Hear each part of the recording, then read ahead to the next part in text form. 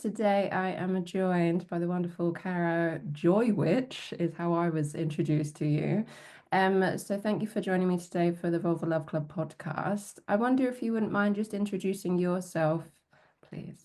Yeah, thank you so much for having me. So my name is Caro Gomez, and I am known in the online space, I guess, as the Joy Witch, but also outside these days.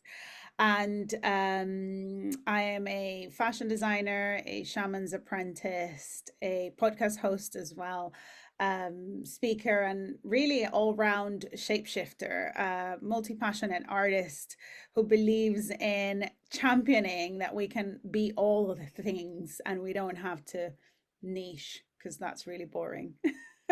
Yeah. It's so true. It's making me think when I was at school, you had to choose a subject to go on to study, and it was like, well, you don't, what? I want, yeah, I want the knowledge, I want the experience, the variety as well. So, yeah, I think I got introduced to you because of the vulva fashion you were creating. Can you tell me about your relationship with vulva or how that a project came about? Hmm.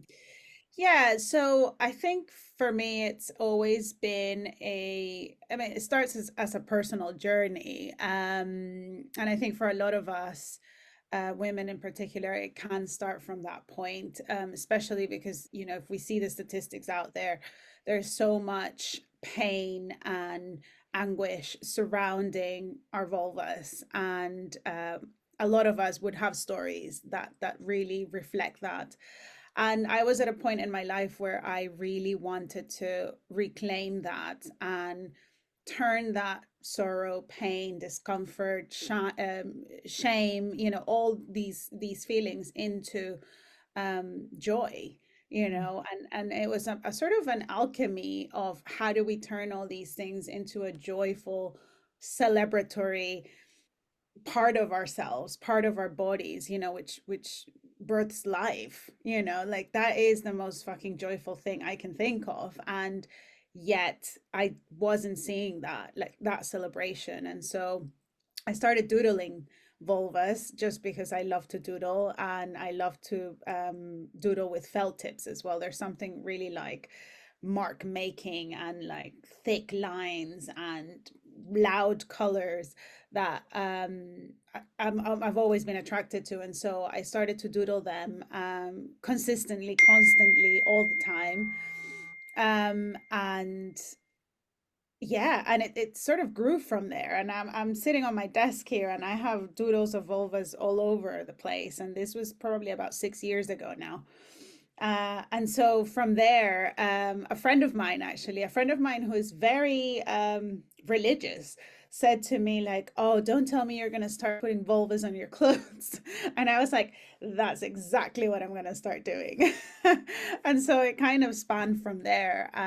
So, developed prints, developed embroidery, developed machine embroidery, hand embroidery, digital prints, hand drawn vulvas on textiles as well. And yeah, that's kind of become a signature thing for my work. So yeah.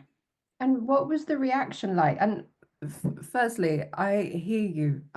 That journey that you went on, I was like, I get that. There was something for me about reclaiming this place that was decorated in shame and guilt and all this discomfort and pain, and being like, nah, no, I refuse to let that experiences and society and systems and structures limit me. And it's about reclaiming that pleasure element and joy and playfulness. Um, but yeah, how was it to put that out into the world, given how the world has perceived and treated vulvas previously? Yeah, I mean, I think it was my own journey of can I be okay with this? And I remember thinking, because I've always found the community that I've built over the years around the work that I'm doing, they've always been super supportive, and they're women, were kindred spirits, like they would just get it. Like they would see a drawing and they would be like, "Oh my God, that's a vulva." The ones that get it. And those who don't, they're kind of like, "Oh, that's really pretty leaves." or eyes, or they just wouldn't see it. And I always found that fascinating when I was selling my work at markets or trade shows or anything like that. The people that just immediately went and were drawn to it. I was like, oh my God, this is a beautiful vulva. And others that wouldn't, quite see it immediately until I told them. And then some of them would be like, oh no, that's a bit too much. And they would walk away, and that's fine. I think as artists, we need to be okay with things not landing with people in the way that we want them to land, right? And that was kind of in the physical world, that kind of like experimentation and showing and talking about it, even being able to say vulva, like very matter of factly, oh yes, this is a vulva print, that came from this drawing. Or at first it was kind of hard. I mean, even, like, we're both somatic coaches as well, so we kind of understand like the body's reactions to even saying words that carry some sort of weight to them. It was, I would get tickles in my throat, or I would like get really like dry mouth. It's a process. It's a process. And of course, the more you say it, the more common and normal it becomes. And, my daughters, both of them, grew up with me kind of working with this as a process, and they're very normal, matter of fact about saying, oh yeah, my vulva, da da da da da, which is great. I never called my vulva a vulva. I always called it some other little term, which in Yeah. Spanish would have been like cosita, which is like little thing. You know, it's like, why would you call it that? But it's what you grew up with, a different generation. Anyways, um, online it was another kind of obstacle, because it did feel like, oh, is this okay? What are people going to think? And I think ultimately, when I was thinking what are people going to think, I was really more thinking about my family, like my dad, my mom, my brother, who all follow me on my Instagram, for example, and they obviously see the work that I do, because even if it was really hard to wear the pieces because they had giant vulvas on them, I would still wear them. And a lot of it is just kind of like, oh yeah, those things you make. It's kind of like my mom's way of saying it. Those things you make. My dad just he doesn't pay attention, or it just goes over his head. And my brother is very much aware, and he's very different in his views than I am in lots of things. And so I was really more worried about him, which was really interesting. He is a very sort of masculine man, and I'm a very feminine woman. So we're very polar in those ways. And so that was an interesting thing. Like, what is he gonna think? He's fine with it, obviously, now. But at the beginning, I think he was a bit in shock. And he teases me, in a way a brother would, about, my vulvas and my hoodies with big bush energy and vulvas embroidered on the sleeves. I'm really sorry about this beeping. It's my kids texting. Let me just tell them to Yeah, yeah, that's fine. one second. Sorry, listeners. This beeping is really. Let me just tell them. Do you mind stopping?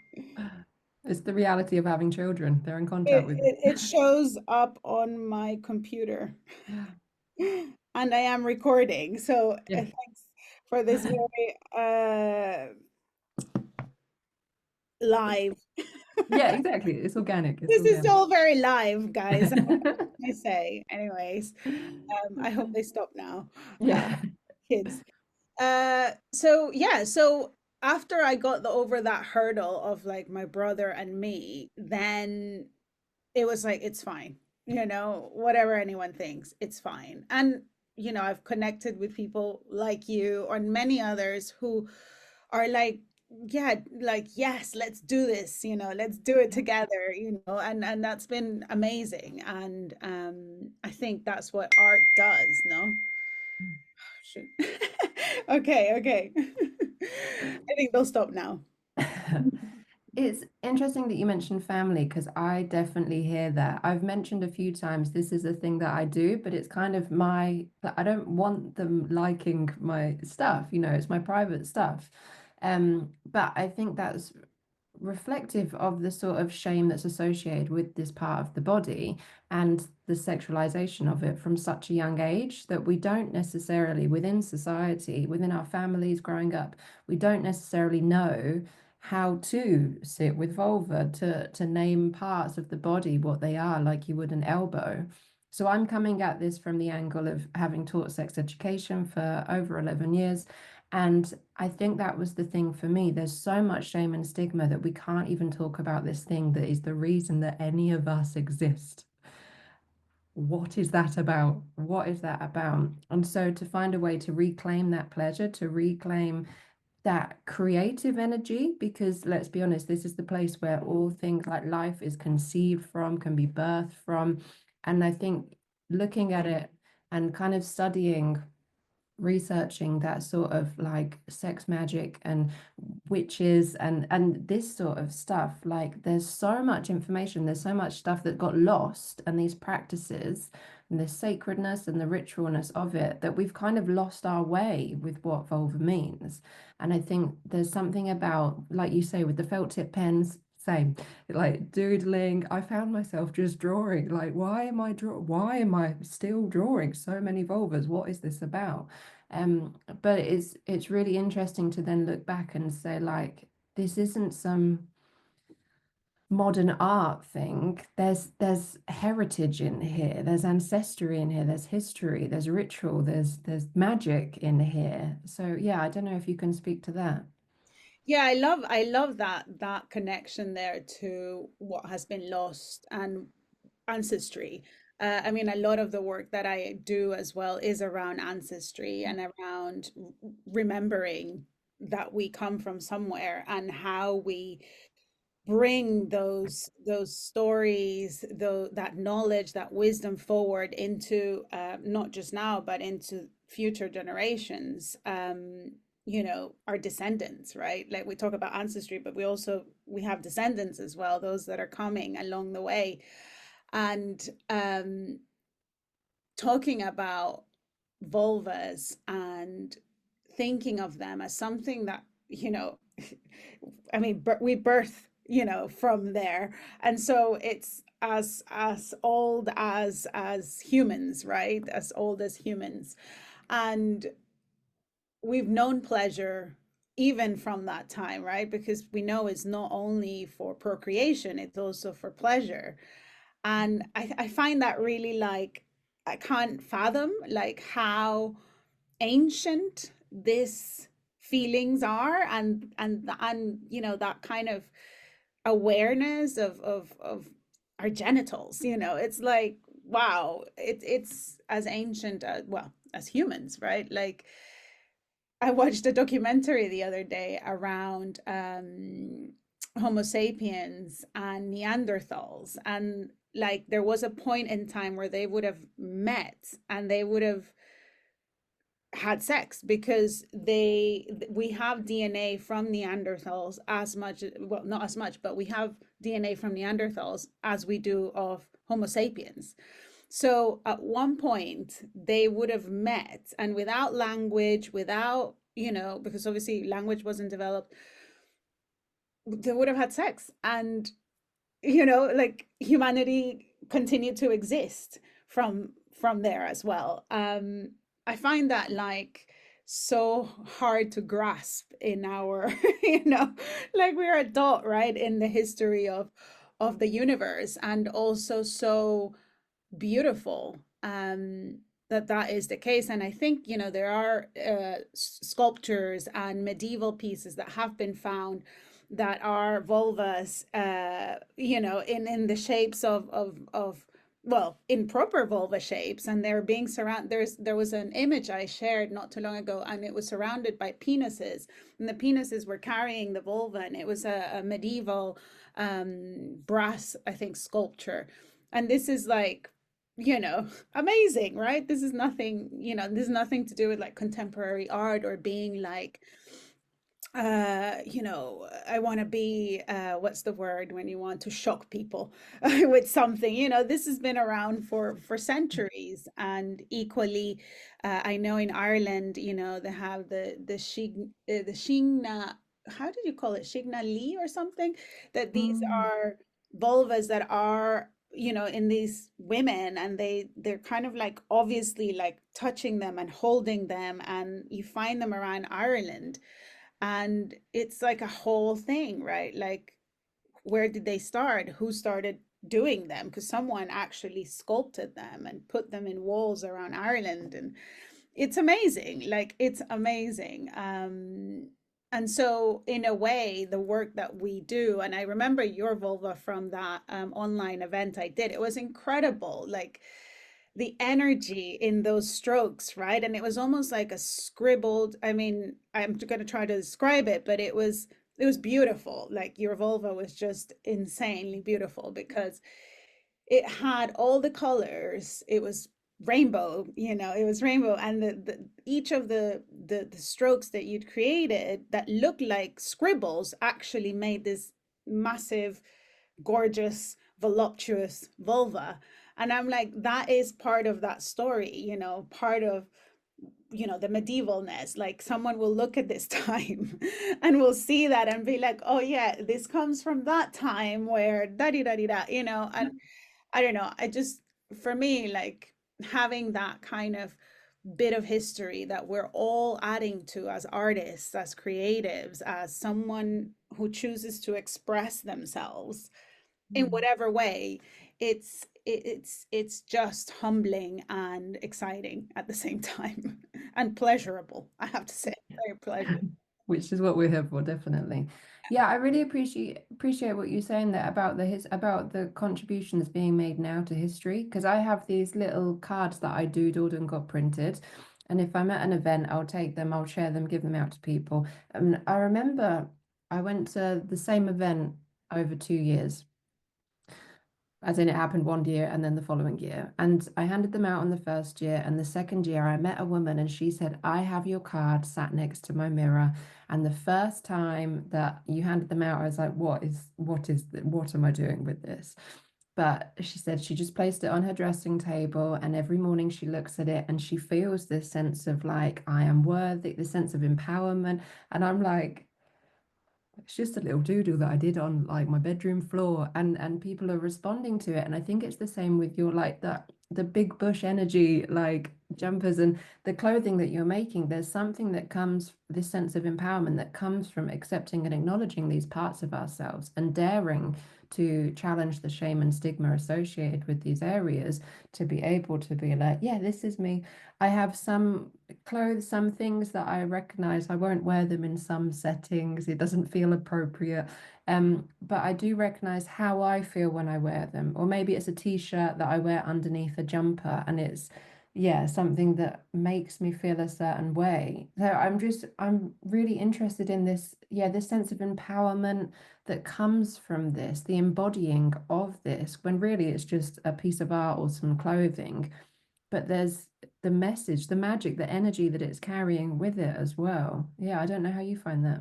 Yeah, I mean, I love what you say there about what we wear and how it makes us feel, because adornment is another big part of this work, for me.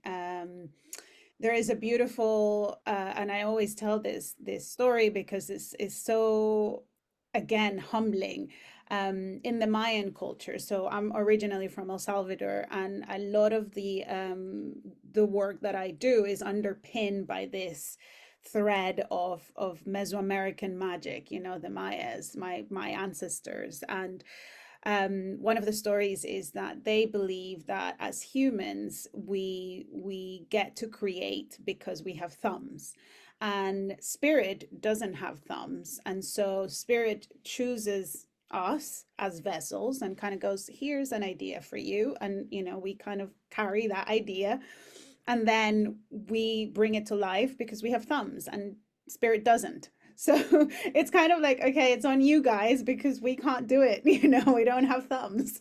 It's such a sweet story, but it really drives home this idea of art as spirit, art as sacred. And I don't mean art just like drawing, right? I mean any creative expression that we as humans have the capacity, writing, painting, drawing, sewing, making things with our hands, like working with our hands. It's reserved for us humans, right? And so spirit kind of goes, yeah, that's your guys' job is that kind of.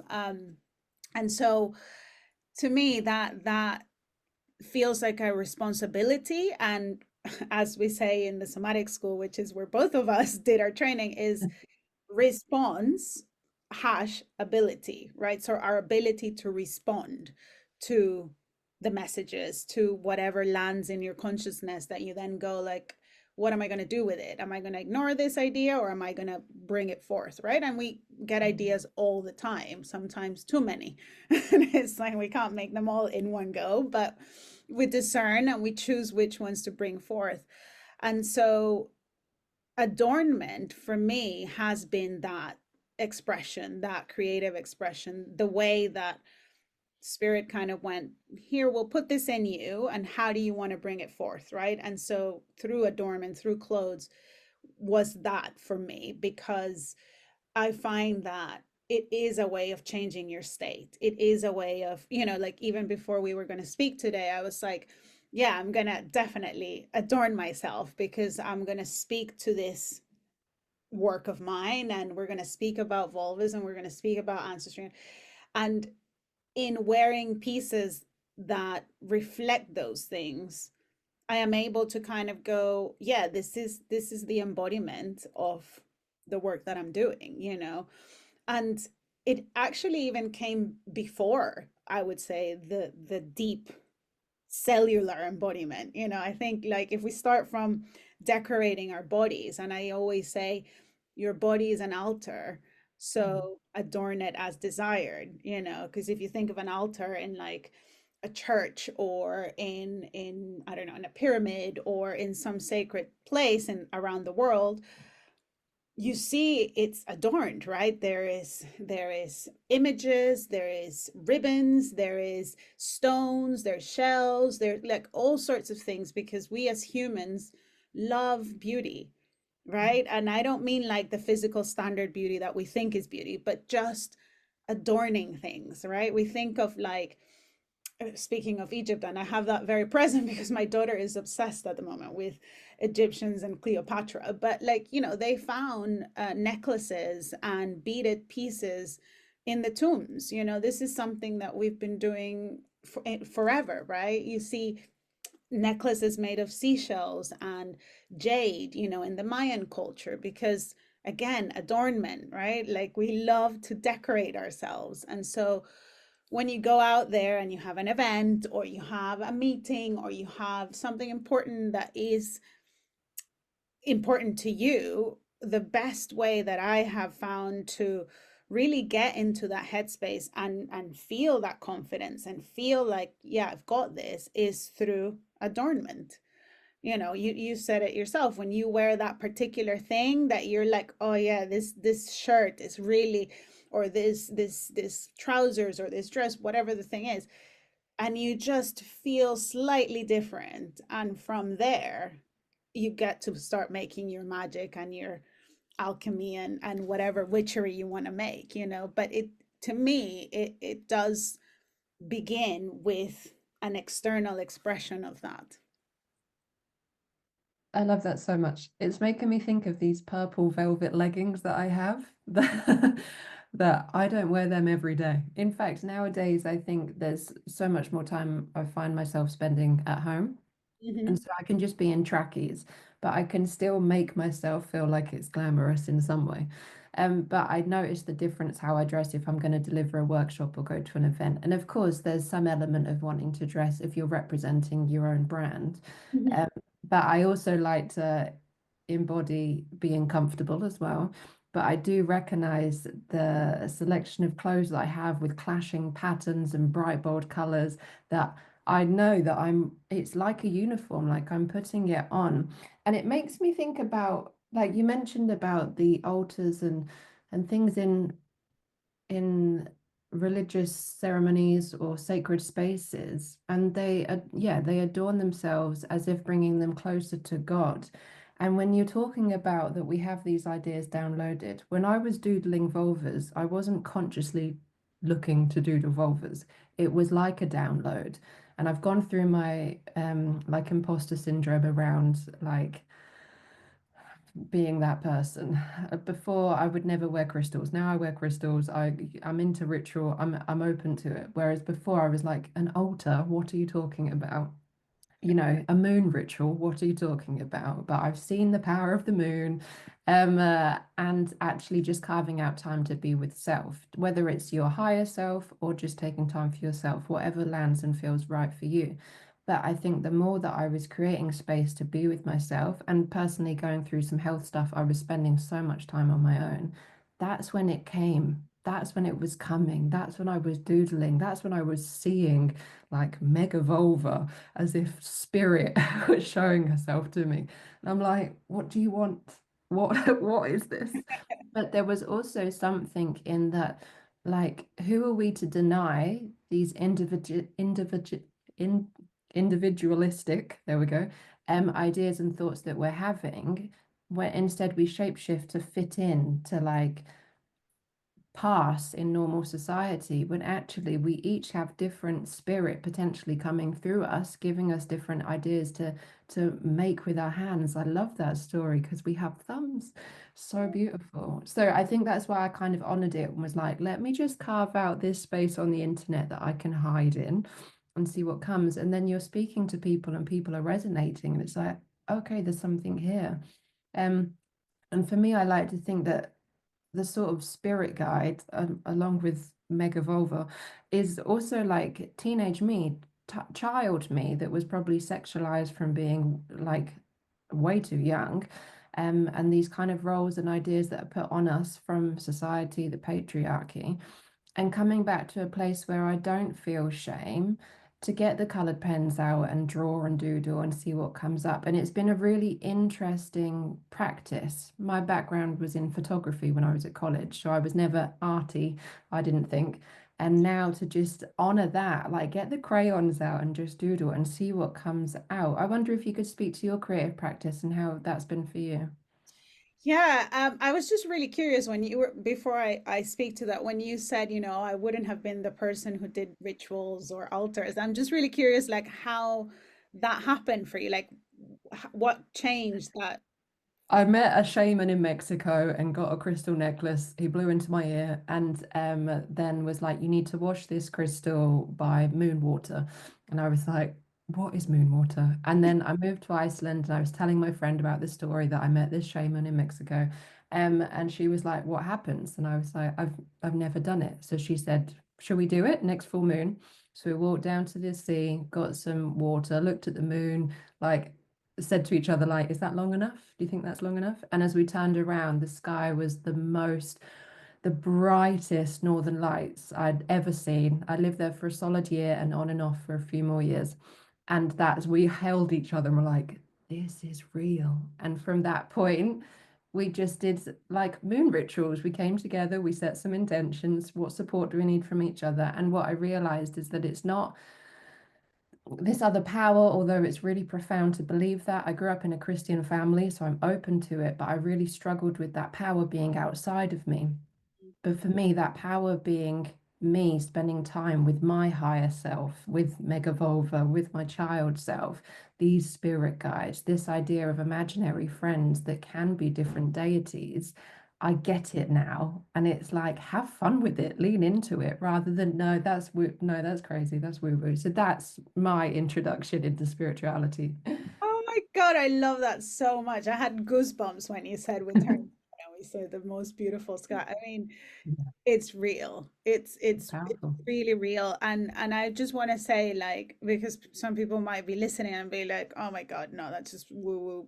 Although I imagine people that will listen to this are into it. But True. in case you're not, I just want to say something because I think we make it sound or make it, because of what we see online or whatever, like this kind of far away thing that you have to be super like woo and like, oh my God, I'm bathing in my own blood or something like that, which, some people kind of do. And, everyone has their own levels, right? And I think our inner cynic is very loud sometimes and dismisses things that are magical or unexplainable and kind of goes like, oh, that's bullshit.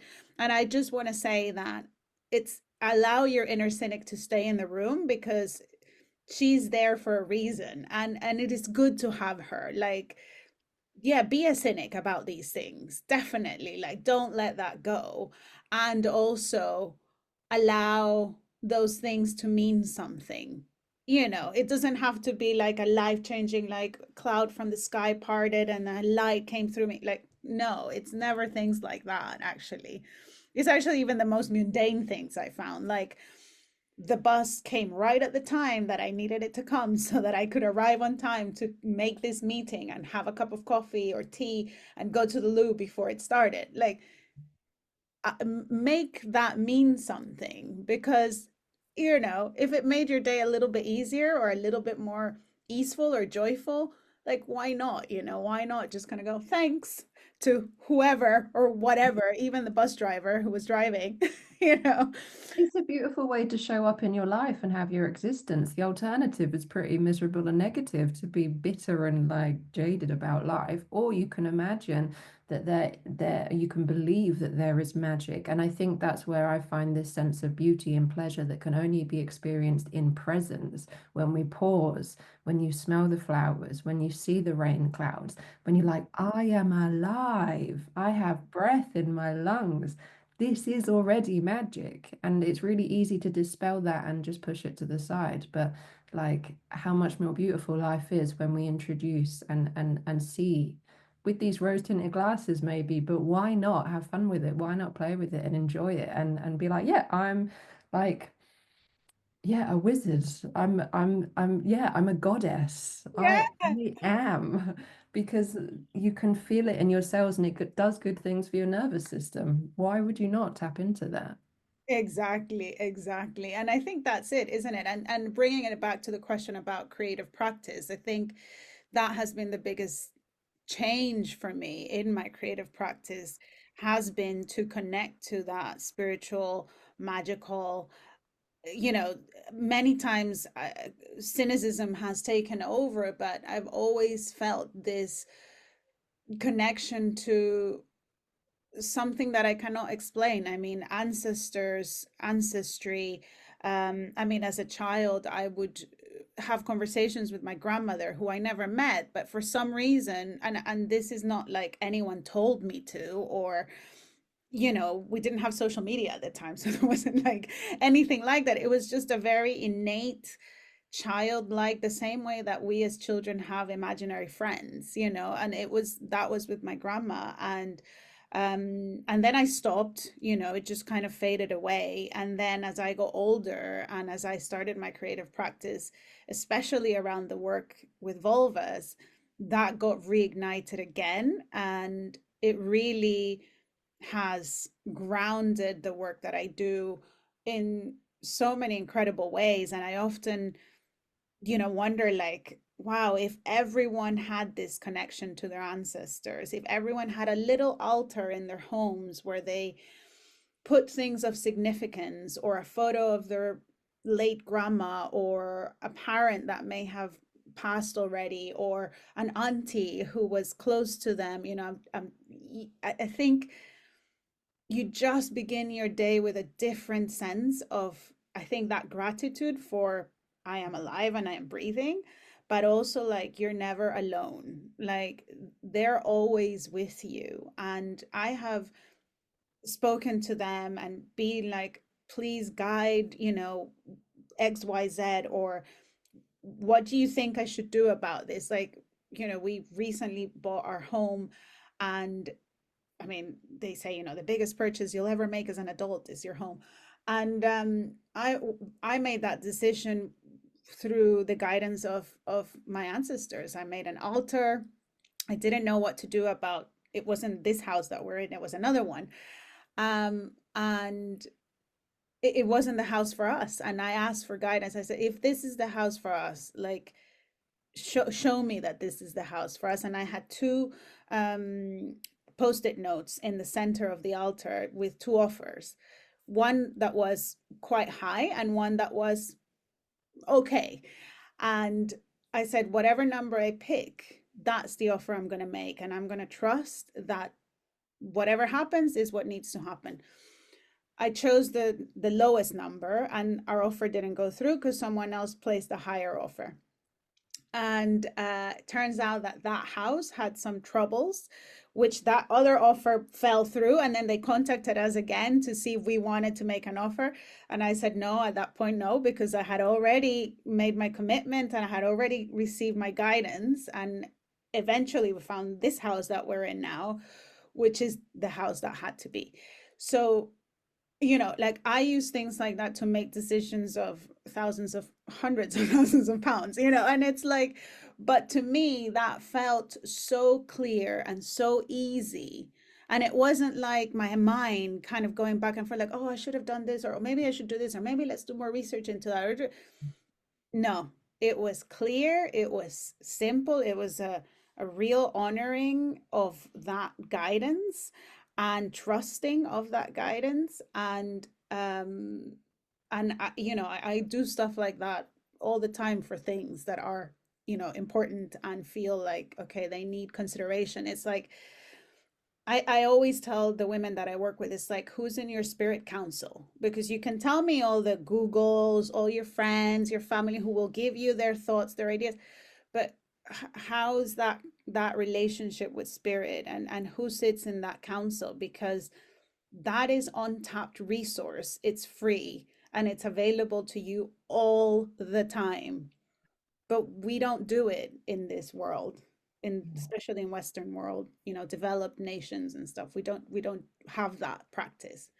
And so I know that part of my mission here it is to remind people that that is available and we can do it. We can tap into that, and be really grateful as well about that, right? The reciprocity is really important. It's not just I ask, give me guidance, give me guidance. It's like, here is your little offering. Here's your shot of tequila. Here is your, my grandfather loved eating lime with salt after every meal. So I put a little lime and some salt in the altar when I've asked for guidance and received it. And here is your thank you. It's reciprocity is so important. And in a world where we are obsessed, for better or for worse, with the self, it's important to think about what are we doing to reciprocate, right? What are we doing to give back? Are we giving a little bit of coffee to our tree in our garden just to say thank you for the coffee this morning, or cacao, which I work a lot with as well. Give back in that way. Give back in the smallest possible way, but it is so profound and so powerful. When your hair falls off, like when I used to have long hair, my hair would like fall off in like molds. And dear friend of mine told me that you could put it in trees and it's like little nests for birds. And I Yeah. was like, oh my God, that is so good. And so now I do that, it's like hair in your brush, like take it out and go put it in the tree. it, these things, as small as they are, they're potent and they really shift something in ourselves that is way more profound than any mindset book that I've ever read. Yeah. So true. Wow. So much. I've been brushing my hair outside for as long as I've had hair. I was just telling you that I shaved it all off about 7 years ago. And as it's grown and I've not really trimmed it since, I brush my hair outside in my head. It's obviously the birds can have that. It's like I can't remember where I picked it up. So I'm so glad that you've just perceived that, like reframe that for me as an offering because yeah, it's so true. I read something over Christmas as well.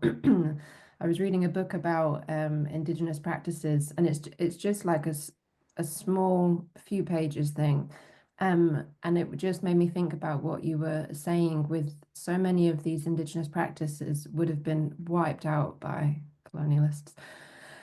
dickheads, for want of a better word. And what we're speaking to are these practices that I definitely hear that you are here for this work.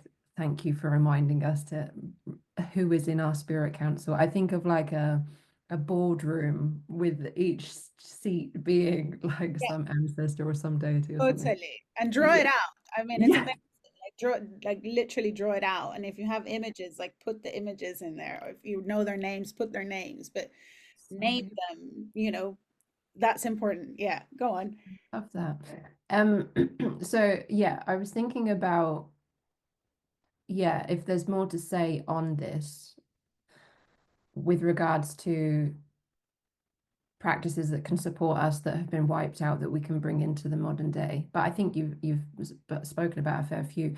But also, as you've already mentioned, we both studied with the somatic school, and for me, that brought in this where I was thinking I was going crazy.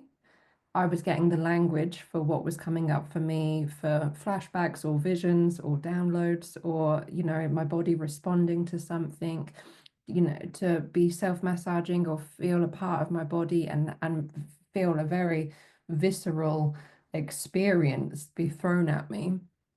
Um, yeah, how are you seeing that as someone from such a spiritual background and this introduction of us getting it with this language more and more now? How do you see that merging? Um, Really lovely journey with that for me. And I, from what I've heard as well, especially from a lot of people who are from mixed backgrounds. So I mean, because of colonization, of course, I have Spanish blood in me as well.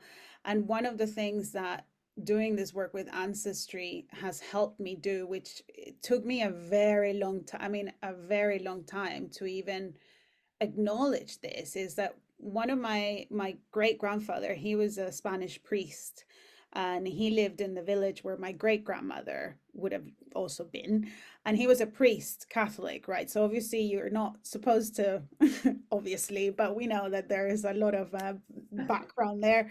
And For the longest time I felt this anger towards this particular, and when I learned his story, because I basically went on a deep dive in my ancestry when I was about 13 for a project in school. We were meant to do some work around our family tree, and I to me it was probably like one of these sliding doors moments. It's like it changed the course of my life because I loved it, and I really went as far as and as deep as I could. And one of the stories that I uncovered at that time was my great grandfather, who was this priest, and it was from Spain. There's only one photo that we have of him, and I have that photo. And for the longest time, I would never acknowledge this guy. I would never put him in the altar. I would just be like, I would just feel anger, and like, oh, you did this horrible thing. And like, there was just no relationship. I wasn't interested. I would hide it. I wouldn't talk about him. I had them hid him in a book for the longest time. And then I started to do this kind of reconnection with ancestors, and we have to look where it's dark, right? To bring the light into that side. And I was like, oh, do I really have to?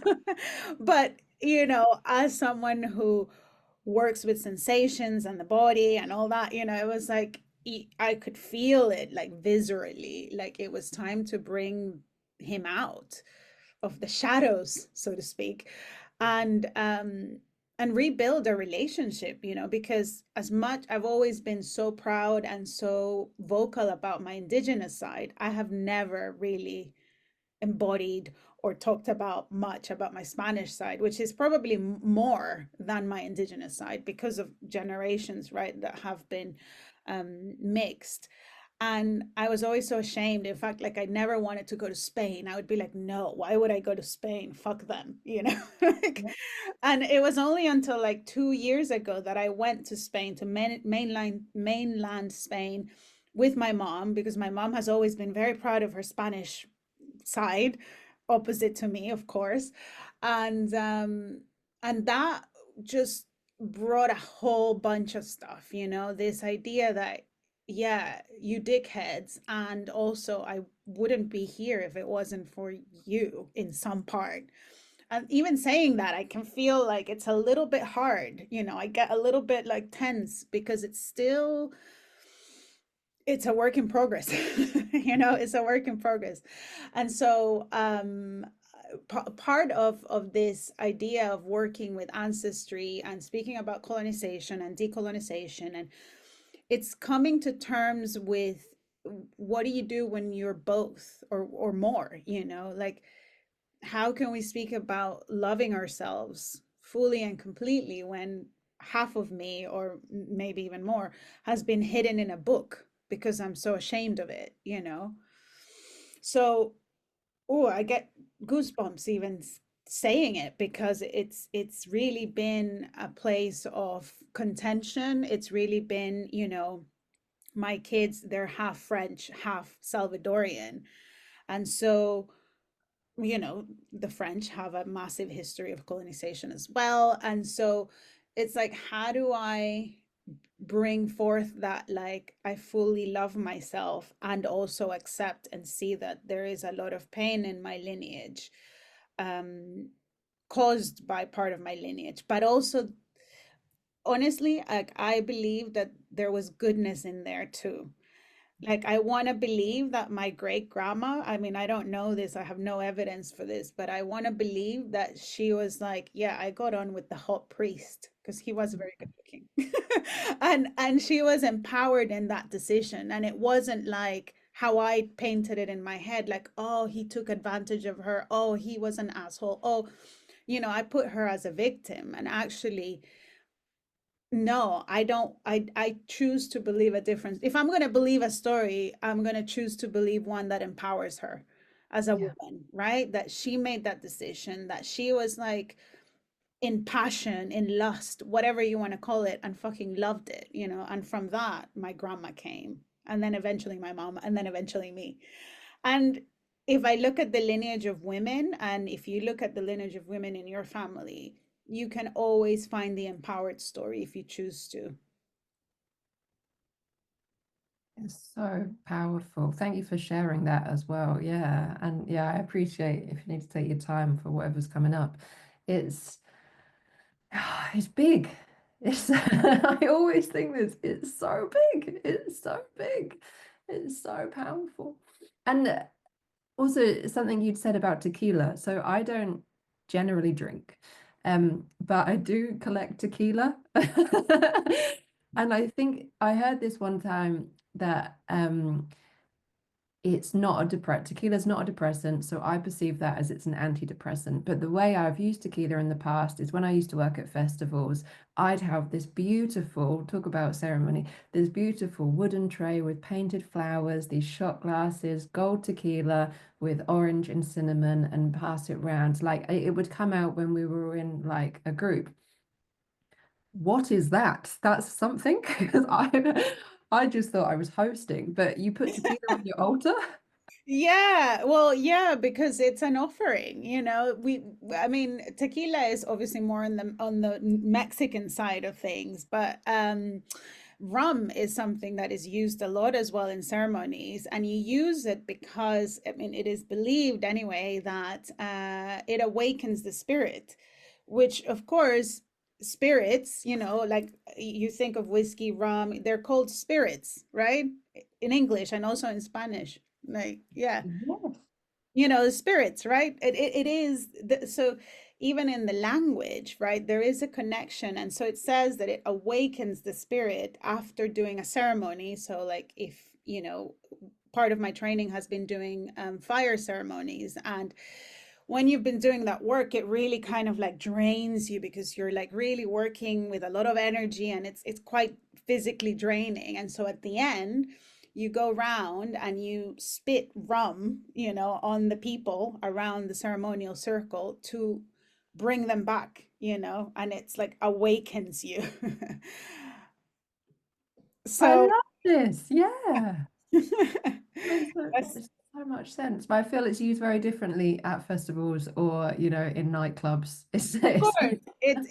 It this is not about getting drunk, but yeah, as the shaman is performing the ceremony, he has a shot and then like spits out, like to clean the body, like front Yeah. and back and the sides as well. And then, sort of it awakens you because you've been with a lot of smoke, a lot of like I said, energy. And so at the end, you use that to awaken, and then you're kind of like on your way, sort of thing. So yeah. A palate cleanser. Yeah. Yeah, almost like that. Yeah, almost like that. Exactly. Yeah, yeah, yeah. I mean, this is the kind of stuff that I mean, here I can't do it because of course it's very different. You can't just lit a fire in the middle of the forest, right? You need health and safety and permissions and all this Yeah. stuff. But I'm planning to go to do my first retreat in Guatemala to bring a group of women so that they can experience this in Tikal, which is where the archaeological sites are. And in Guatemala, in Tikal, you are allowed to do ceremonies in these spaces. And it's just like, I mean, setting is powerful. But when you do it in Tikal, where the Mayas would have been doing this kind of work, like 500, 600 years ago, oh my God, like you can really like feel it. It's like nothing I've ever experienced, so anyway, watch this space. That's very exciting. Well, I was going to ask you, what are you working on now? Where are you at? But also, have you got any tips or practices that people can introduce into their life, into their everyday lives, starting small, something that's manageable, maybe? Yeah, I mean, to be honest, for me, it's the little things are actually the things that make the difference. And if it's too complicated, we don't do it because, we're just like, oh no, that's get well at like what a pain to do that. So really, I mean, this reciprocity thing about like everyone drinks tea. Give your last bit of tea to your garden, to your plants. If you don't have a garden, to your pot plant. If you don't have a pot plant, just outside, like there's something about circular motion. And I think often we do half of it for ourselves, which, yes, the self, we know the power of the self and self responsibility and self confidence, everything self, right? Like I get it. And I'm in that world, so I get that. But let's complete that circle by reciprocating, to Mother Earth, to nature, to whatever you want to call it, right? And if you get into that habit, just that habit of giving back, whether it's a bit of your tea or if you're eating something, just put it, if you're eating the fruit, like put the thing outside, like complete the circle. Like don't leave it halfway, complete it. And then, altars, I think, are really powerful things, like physical things to have and to see. And again, it doesn't have to be complicated. You don't need to do the 16th chapel here. It's like a little corner in your desk. I mean, I'm looking at my desk because I have things, like meaningful things to you. It could be a wrapper, it could be a sock. I don't care. Like it's the meaning that you give to it that matters. There is no right or wrong. There is no like how to make an altar. I'm sure if you Google it, you'll find it, but that's not the point. The point is what it means to you. And like for you, it might be important to have a Lego doll in there. I have a Lego here, which is why I'm saying that. But, I'm just showing Heather the Lego because my daughter made it for me. And so it's in my altar. I have my vulva because Yeah. it's important. I'm just showing Heather a picture. um, It's a beautiful vulva. it's a beautiful vulva surrounded by spirit animals. And, it's whatever means something to you, you can put a little candle and that's it. If you don't want to put the candle, don't put the candle. But it's the intentionality of these objects, it's the meaning that we give to these objects what matters. It could be one object. It's not a quantity thing. It's not, it's what feels joyful and pleasurable to you to look at. So yeah, I would say those two things. And then of course, maybe take it a step further and get your spirit council in place. I love that. This is a tool I use with the way that I teach sex education and from a somatic place as well. When I studied somatic EMDR, you come up with resources. One of them's grounding energy, a protective energy, and wisdom. And so I'm like, squad goals. Like, who are your imaginary friends? Introduce them, invite them around for dinner, lay the table like you've got friends coming over, and have your gathering, have your boardroom meeting with these Yeah. energies and these entities. I think it can be so powerful. And I think this also comes back to having the relationship, prioritizing the relationship with self, so that, yes, there might be the cynic inside of you, invite them to the table as well. Yeah. Okay. And the child part of you, and the future part of you, and the higher part of you, to strengthen the relationship with self, because we have ourselves for the rest of our lives. So why not prioritize that now? And if it feels a bit uncomfortable, then there's probably some shadow work to do. But just inviting love into the room and compassion as well, I think, yeah, it can be so profound. Um, I really appreciate you sharing your time and your stories. Where can people find you and what are you up to? What's your year looking like? Yeah, I've been in a real kind of process of going within, especially around this work of ancestry, and now I mean, it's been 2 years in the sort of in the cauldron, so to speak, and now it's really ready to be served. So I'm running a program called Ancestral Awakening, and it is all about this work, like how do we work with our ancestors? Like how do we do it in a way that honors the good, the bad, and the ugly, altars and rituals and ceremony, and it's an online program as well, because I do speak with a lot of people from around the world, and I'd love to bring, well, I love gatherings and I love women in a room, in a space, kind of like doing their thing, right? It's just incredible and just nourishing and healing in many respects. So that is like one thing I'm doing for spring, and then the retreat in Guatemala for probably October-ish, close to Day of the Dead, Mm. again to just harness in that power and that energy. Day of the Dead is on the 1st of November, so around that time. And then I do cacao gatherings throughout the year, and those are in person. So the next one is February 22nd, in a really incredible space in North London. This cacao I've made myself over Christmas. So I'm very excited to share it, because it's like really, going to the farms, working with the women who owns the farm, and like harvesting the cacao seeds and fermenting them and toasting them, and like it's amazing process. And now I can share it with people here, in a very well, in the way that I've learned how to do it, from back home, and from, yeah, from ancestors, and from that kind of lineage that is very different from the way most people do it here, because obviously they come from a different background. So that's really exciting. So 22nd of Feb, and people can find me on Instagram, is probably the best place, at Caro Gomez underscore Joy Witch. That's probably the best place. So yeah, send me a DM if you want to, interested in any of these things, and we can have a conversation about that. I love that. And also just how you describe that processing of getting the cacao, it just made me think like these practices, these tools, these rituals, the intention behind it is reflective of the time that we put into it. Like, don't rush the process. It Yeah, takes time to create this beauty and to experience it as well. So thank you.